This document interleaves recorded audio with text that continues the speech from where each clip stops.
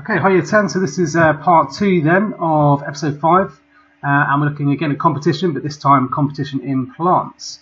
So again, let's just start off with this kind of opening question. State what plants compete for. What do plants compete for? And we've got some deeper thinking here as well to have a go at. Suggest what makes a successful competitor in plants. So pause the video, have a think.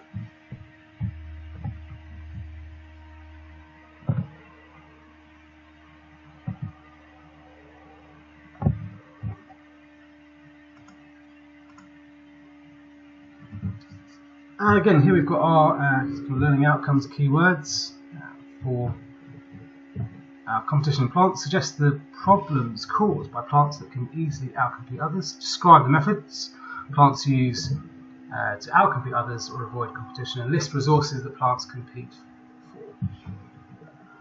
And we've got our keywords there: photosynthesis, space, water, light, and mineral ions.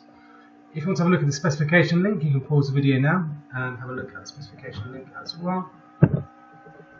And here we go. So of course, plants, the 4 things that we're interested in, compete for light, water, space, and mineral ions. And one of the main things we're going to be looking at is this idea of seed dispersal. And I want you to start thinking, as we get into this idea of why is seed dispersal important? Okay, this idea of dispersing seeds away from the adult plant, as well as the new saplings, if you like, that are potentially going to grow, and other competing plants. And the further that dispersal is, the less competitions there are going to be. And of course, it's for all of these factors: light, water, space, and mineral ions. So we need to have that in the back of our mind as we go through this today. So we've got a short video here. You should be able to hear the sound, hopefully, and if not, I'll kind of narrate over a bit of it as well. Whilst watching the video, we'll just have to think about the following. So how does the rattan compete for light? In tropical forests, it's never winter, and the trees are in leaf throughout the year. If a plant sitting on the ground beneath such a permanent canopy as this needs sunshine, it will have to climb to get it.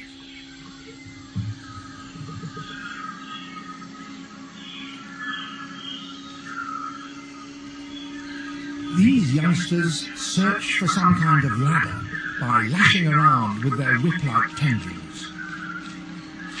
Once one of them gets a grip, it puts a coil in the tendril, so shortening it and pulling itself closer to the branch up which it might climb.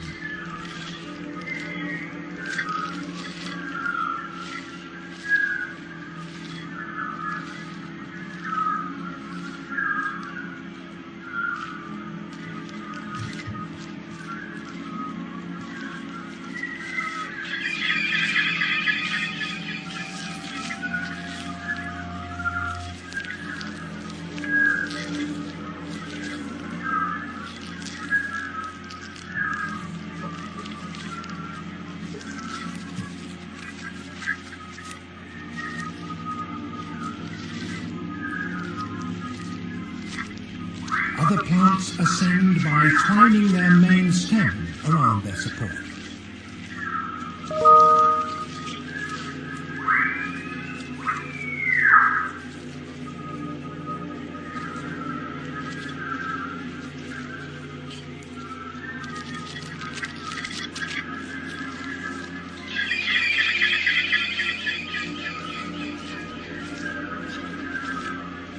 As a climber gets nearer the canopy and the light, it expands its leaves. There are no more determined competitors in this upward scramble than the rattans that live in the forests of Southeast Asia and tropical Australia. A mature rattan produces the longest stem of any plant. One has been measured at 560 feet. The mature plant doesn't develop leaves on its stem down here on the forest floor. It only does that up in the canopy.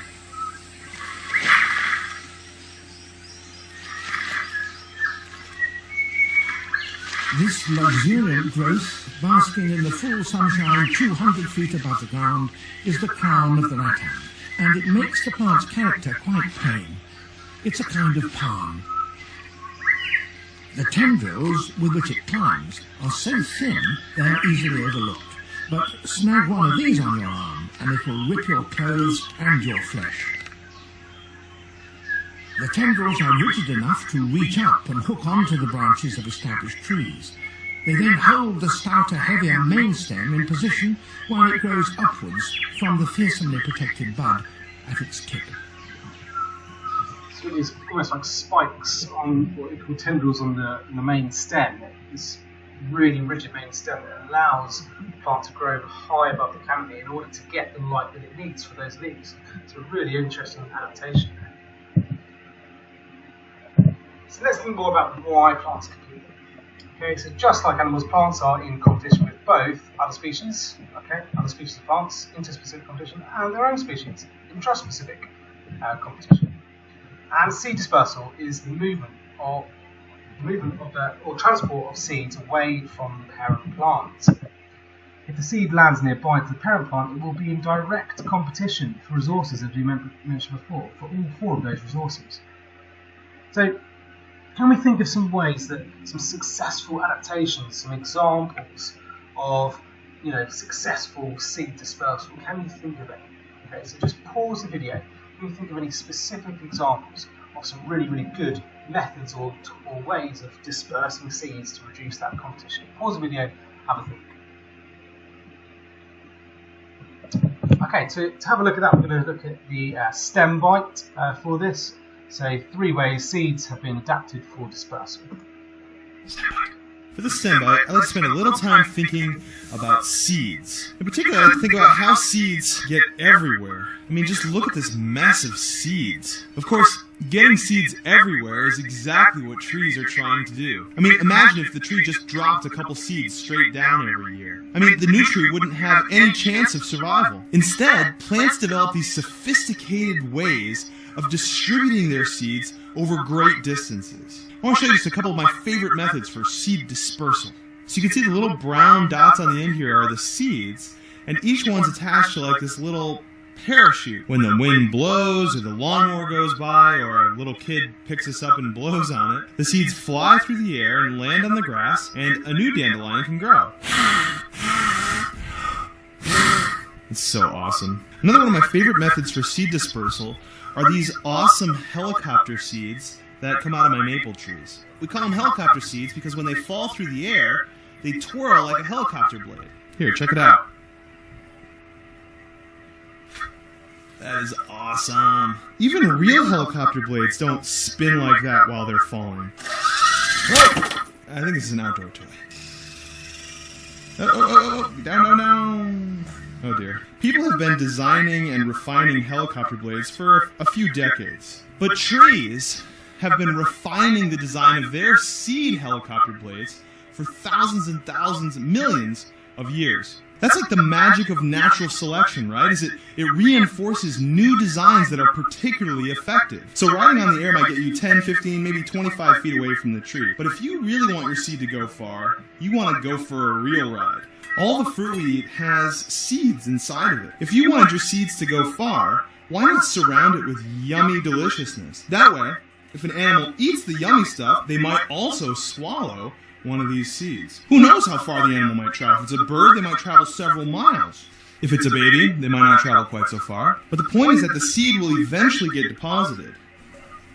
And when it does, there's no telling where it might end up. It's hard to imagine, but in some ways, trees are using us. I mean, not only in fruit, but think about corn or beautiful flowers. Humans are taking those seeds and bringing them all over the world. Those plants are thriving because they've somehow convinced us to disperse the seeds for them. Those plants know what they're doing. Okay, so some really interesting examples that you probably almost certainly knew about, but probably didn't think about it in terms of this key idea of seed dispersal and how important that is to reduce competition, both inter and intraspecific competition, but also increasing that chance of survival. So these are key kind of adaptations that increase chance of survival. So we've got some examples here. You can jot these down, examples, maybe draw some pictures. It'd be really nice to see some pictures in your exercise books to kind of represent these. So the wing seeds that We mentioned in the video there, the seeds and berries and fruits to be eaten, distributed by animals. Explosive seeds, okay, these are awesome, to fire seeds away from the parent plant. And if you go onto YouTube and type in explosive seeds, there's some really, really interesting videos for you to have a look at. Sticky or hooked seeds to be carried out on humans, animals. You'll hook into their fur, that's how they can be dispersed. And floating seeds to be distributed in currents and water. So you can stop the video now, write these down as some examples, and maybe draw some pictures to represent this, which would be great.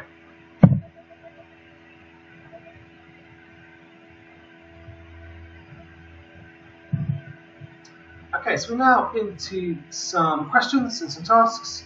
Again, this is kind of focused on the pages 266 and 267 in the textbook. And I wanted to choose, like the previous video, choose 2 tasks based on difficulty and kind of where you're at. Okay, so pause the video, have a look at these questions. If you're really, really confident with this topic, then have a go at the hot ones, and you've got about 10 minutes to do this. So you can just pause the video, have a go at these questions. If you need to have a little break, that's absolutely fine, and just choose the questions where you think you are at with your understanding and confidence. Okay, so just going to go through some answers here. I'm not going to read through all of the answers, but just an opportunity now for you to pause the video and you can have a look at these answers, have a read through, and spend some time just kind of adding into your own work. Did you write something similar? Did you write something different? Are there any additions that you can make to your answers? And again here for the final question, points to be made, or points that you may have included for this particular question. So pause the video and you can make some additions or changes where needed.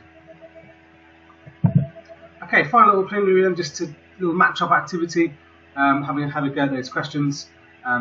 Pause the video and have a go at this.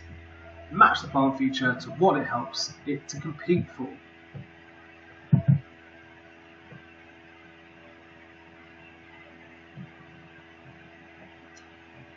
Okay, plants are able to spread, yeah. Competing for space.